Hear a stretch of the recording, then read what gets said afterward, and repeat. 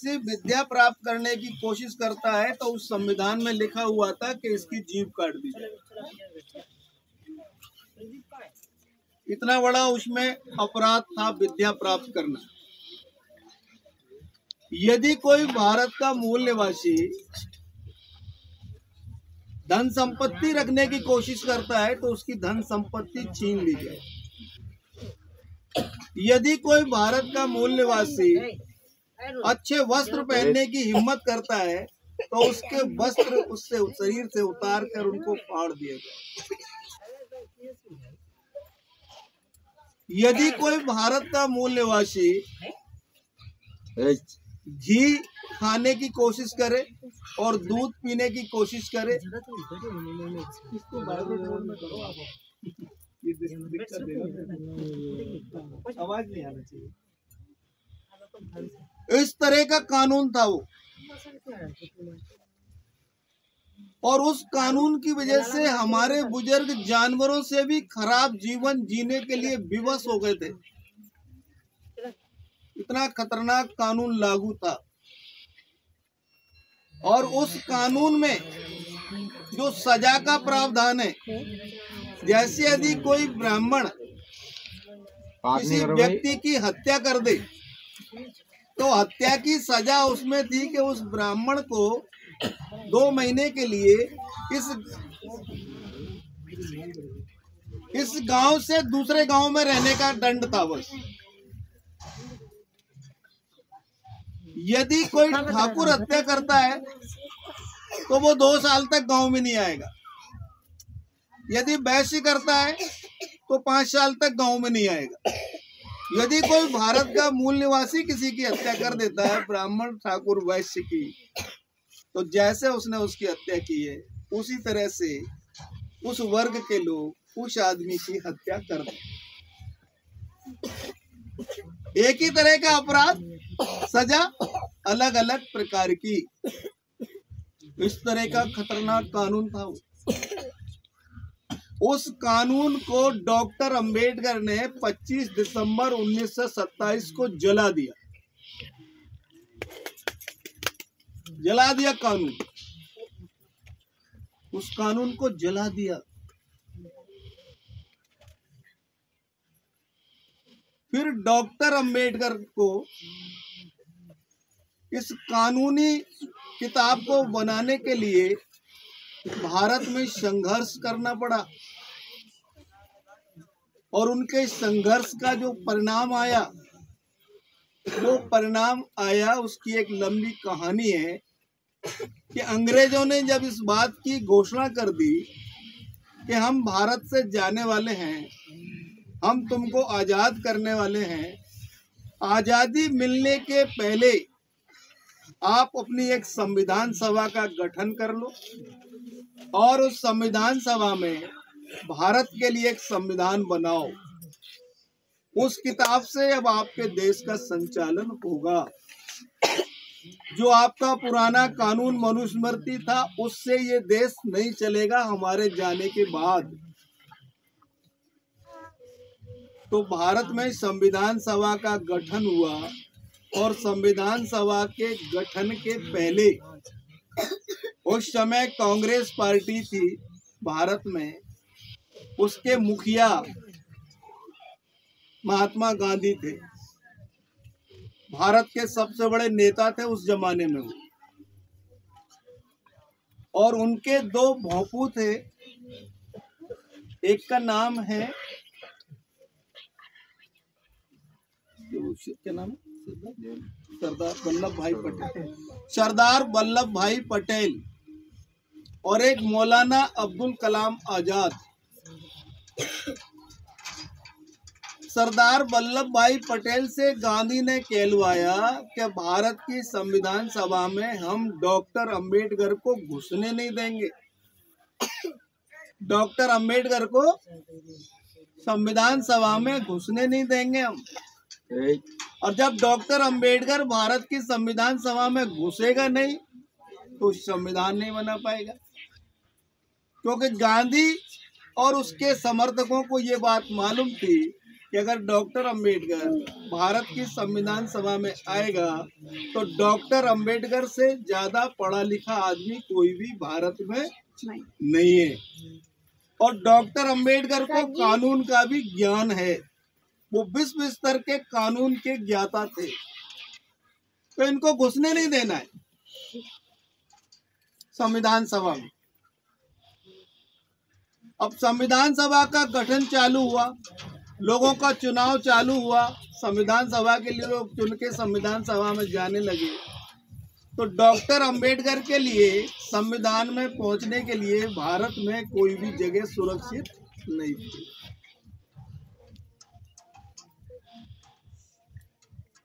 बंगाल प्रांत में मुस्लिम league party की सरकार थी, मोहम्मद जिन्ना उसके अध्यक्ष थे। मुस्लिम लीग पार्टी में जोगेंद्रनाथ मंडल नाम का एक अछूत व्यक्ति बंगाल प्रांत से संविधान सभा के लिए चुनाव जीत के आ गया है और वो पढ़ा लिखा नहीं था। उसके दिमाग में अपने आप एक विचार आया कि मैं इस संविधान सभा में क्या करूंगा, मैं पढ़ा लिखा ही नहीं हूं, तो मेरा यहाँ उपयोग नहीं है। फिर जोगेंद्रनाथ मंडल को पता लगा कि एक आदमी विदेश से पढ़ के आया है और उसका नाम डॉक्टर बी.आर. अम्बेडकर है और वो कानून का भी जानकार है, तो संविधान सभा में डॉक्टर बी.आर. अम्बेडकर होना चाहिए। तो जोगेंद्रनाथ मंडल ने बंगाल प्रांत में संविधान सभा के सदस्य से इस्तीफा दिया और डॉक्टर अंबेडकर को चिट्ठी लिख के बुलाए कि बाबा साहब आप बंगाल में आ जाओ, तो बंगाल में मुस्लिम लीग पार्टी की सरकार है, वहां से हम तुमको चुनाव जीता के संविधान सभा में भेजेंगे। तो बाबा साहब अंबेडकर बंगाल प्रांत में पहुंच गए। जोगेंद्रनाथ मंडल ने इस्तीफा दिया और बाबा साहब अंबेडकर को मुस्लिम लीग पार्टी के विधायकों ने वोट करके संविधान सभा का सदस्य चुनकर दिल्ली में भेज दिया। गांधी एंड टीम इस बात से निश्चिंत थी कि डॉक्टर अंबेडकर का जो गढ़ है महाराष्ट्र, वहां से हमने चुनाव नहीं जीतने दिया तो अब ये आ ही नहीं सकता। उनको ये मालूम नहीं था कि मुस्लिम लीग पार्टी से बंगाल से जीत के संविधान सभा में आ जाएगी। जैसे ही बाबा साहब अंबेडकर दिल्ली पहुंचते हैं संविधान सभा में, गांधी एंड टीम को पता लग गया कि ये आदमी तो चुनाव जीत के आ गया और अब ये संविधान भी बनाएगा।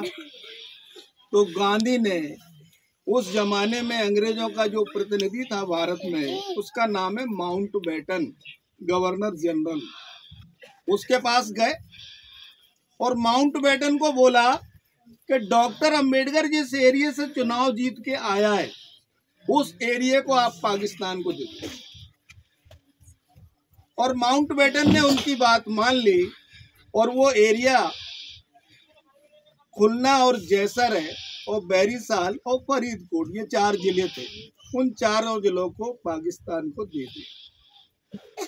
और गांधी एंड टीम ने बोला डॉक्टर अंबेडकर को कि डॉक्टर अंबेडकर आप संविधान सभा में चुनाव जीतकर बंगाल प्रांत से आए हैं और जिस एरिया से आप चुनाव जीत के आए हैं वो एरिया हमने पाकिस्तान को दे दिया। अब आप पाकिस्तान की संविधान सभा में जाके बैठो। बाबा साहब अंबेडकर के सामने पूरा अंधेरा छा गया। फिर वो इंग्लैंड गए, इंग्लैंड के प्रधानमंत्री से मिले तो प्रधानमंत्री को समस्या बताई कि गांधी एंड टीम मुझको ऐसा बोल रही है कि पाकिस्तान में जाके वहां की संविधान सभा में बैठो और मैं भारत की संविधान सभा के लिए चुनाव जीता हूं। तो उस प्रधानमंत्री ने बाबा साहब को मना कर दिया कि अब हम देश को छोड़ रहे हैं डॉक्टर अंबेडकर, अब हम कुछ भी नहीं कर सकते। वो निराश होकर बॉम्बे वापिस आए और बॉम्बे में उन्होंने अखबार वालों को बयान दिया कि जो संविधान बनने जा रहा है भारत का, उस संविधान में अगर अनुसूचित जाति, जनजाति, पिछड़े वर्ग के लोगों को हक और अधिकार नहीं दिए जाएंगे तो ऐसा अधिकार मुझे मान्य नहीं होगा, ऐसा संविधान मुझे मान्य नहीं होगा। जब वो बयान अखबार में छपा तो उन अखबारों को लेके गांधी एंड टीम माउंटबेटन के पास गए कि डॉक्टर अंबेडकर ने जब बयान दिया है, तो माउंटबेटन डर गया और उसने फिर गांधी एंड टीम को बोला कि अच्छा ये है कि आप डॉक्टर अंबेडकर को भारत की संविधान सभा में रखो। यदि डॉक्टर अंबेडकर भारत की संविधान सभा में नहीं रहेगा तो देश आजाद नहीं हो पाएगा। तो ये लोग डर गए और डर की वजह से पूना की सीट से जयकर नाम का एक ब्राह्मण संविधान सभा के लिए चुनाव जीता था। उस जयकर नाम के ब्राह्मण से नेहरू जी ने इस्तीफा दिलवाया और डॉक्टर अंबेडकर को पूना की सीट से निर्विरोध संविधान सभा में चुनकर दिल्ली लाए। जब बाबा साहब अंबेडकर चुनाव जीतकर संविधान सभा में आ गए तो माउंटबेटन ने 2 मिनट में बात खत्म करना। माउंटबेटन ने 11 जुलाई से 13 जुलाई 1947 लॉर्ड माउंटबेटन ने संविधान सभा का उद्घाटन किया।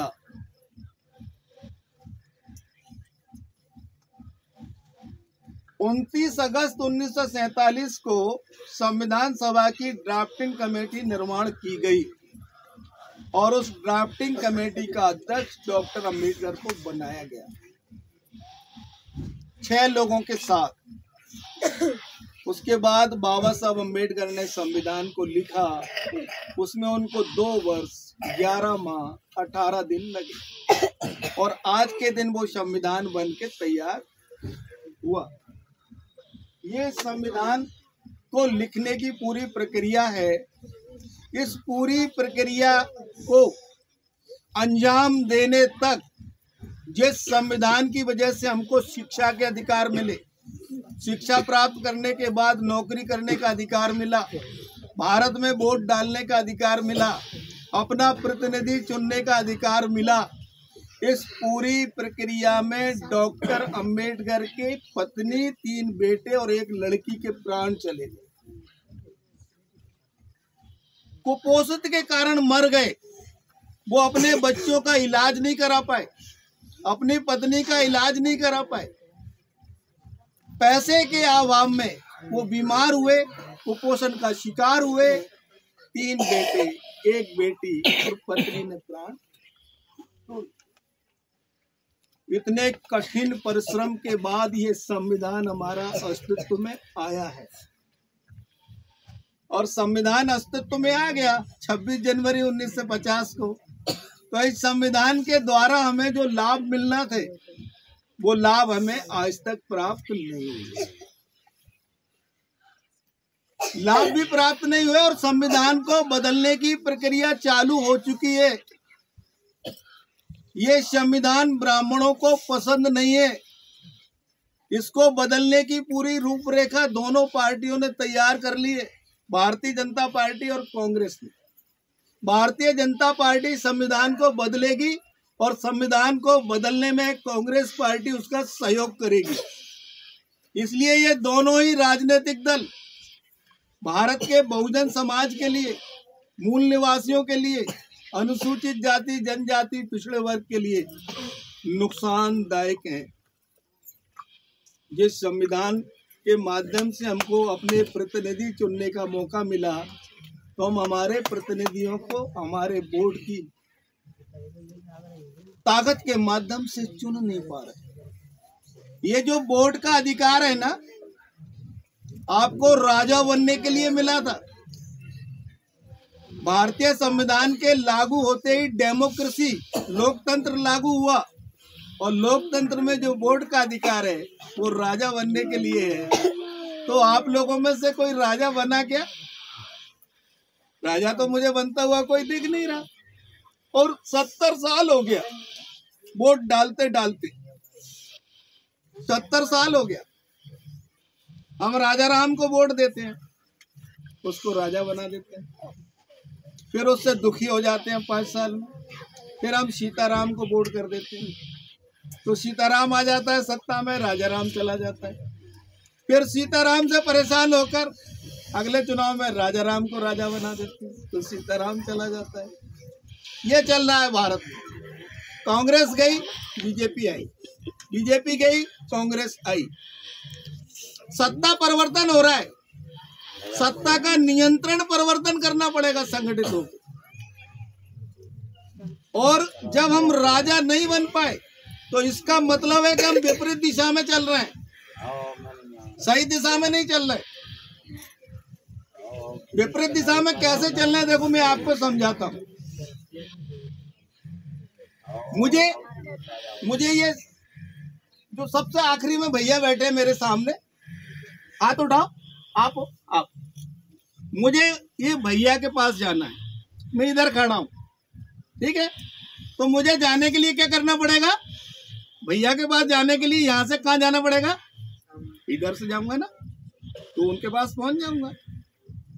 अभी मैं क्या करता हूँ, मेरे को भैया के पास जाना है, अब मैं इधर जा रहा हूँ, मेरी दिशा ऐसे है, अब मैं इधर जा रहा हूँ, भैया के पास पहुंचना चाहता हूँ। दिशा बदल गई, भैया के पास नहीं पहुंच पाऊंगा। अगर इधर मैं हवाई जहाज से भी जाऊंगा तो भैया को नहीं पकड़ पाऊंगा, नहीं पकड़ पाऊंगा ना, दिशा बदल गई है ना। अगर मुझे भैया को पकड़ना है तो मुझे भैया की तरफ चलना पड़ेगा, उधर से। और भैया के पास जाने के लिए मेरे पास देखिए, देखो ये काड़ी आपको नहीं दिख रही होगी, आपको नहीं दिख रही ना? दिख रही है क्या? नहीं दिख रही? आपको दिख रही है? बहुत कम दिख रही है। दिख रही है। ये काड़ी है ना, मैं ऐसे नहीं रख रहा, ऐसे रखूंगा तो जल्दी पहुंच जाऊंगा। ये काड़ी मैंने ऐसे रखी है, काड़ी देखो ऐसे रखिए। इस काड़ी के बराबर में प्रतिदिन चलूंगा तो 5 साल में मैं भैया के जब पहुंच जाऊंगा। और इधर मैं बरसों में नहीं, और हवाई जहाज में बैठ के जाऊंगा तब भी वहां नहीं पहुंच पाऊंगा। आपको समझ में आ रही है मेरी बात? 70 साल में हम लोग राजा इसलिए नहीं बन पाए कि हम विपरीत दिशा में दौड़ रहे हैं।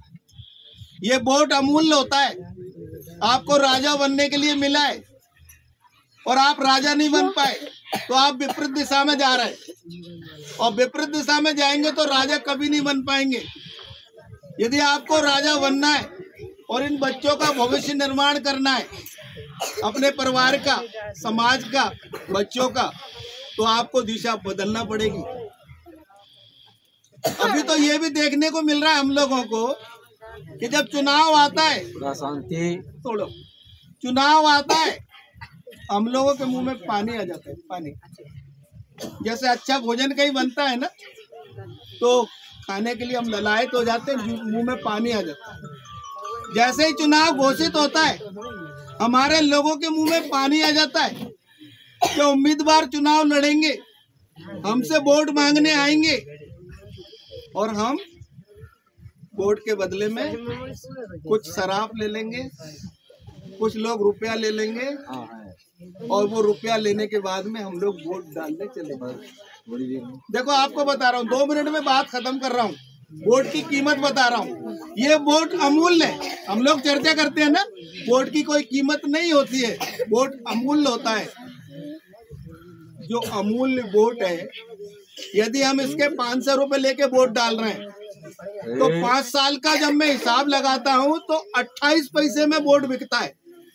500 रुपए से 1000 अगर वोट की कीमत कोई दे रहा है तो 56 पैसे में 1000, और यदि कोई 2000 दे रहा है तो 1 रुपये 12 पैसे में वोट बिकता है। और यदि कोई 5000 दे रहा है एक वोट की कीमत, तो 2 रुपये 70 पैसे में हम अपना वोट बिक रहे हैं। 5000 को 5 साल में, 5 साल के दिनों में बांट दो तो 2 रुपये 70 पैसे आता है। 2 रुपये 70 पैसे में हमारा वोट बिक रहा है। एक गधा खरीदने जाओ तो 50,000 का है। वोट बेचना नहीं है, वोट दुधारू तलवार है। अगर इसका इस्तेमाल अपने हित में करोगे तो राजा बन जाओगे, और इसका इस्तेमाल आप पैसे लेके करोगे तो आप दीनहीन, दुर्बल, कमजोर बन जाओगे जैसे अभी हो। यदि आपको राजा बनना है और अपने बच्चों के भविष्य का निर्माण करना है, उनकी अच्छी शिक्षा, अच्छी नौकरी, अच्छे रोजगार, ये एक सरकार की जवाबदारी में आता है। देखो सरकार की जवाबदारी में क्या आता है, जिसको आप चुनते हैं, सरकार की जवाबदारी है कि आपको रोटी, कपड़ा